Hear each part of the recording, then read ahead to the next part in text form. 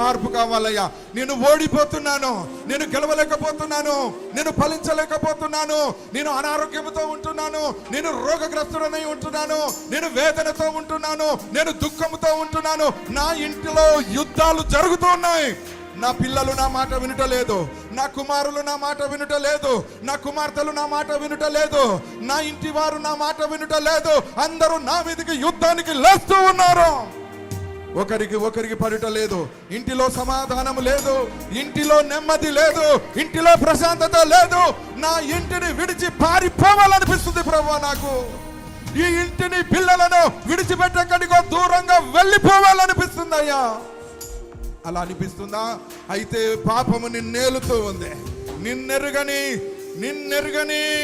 నువ్వెరగని ఏదో ఒక దోషము నిన్ను పట్టి పీడిస్తూ ఉంది. ప్రియమైన దేవుని బిడ్డలారా, ఈ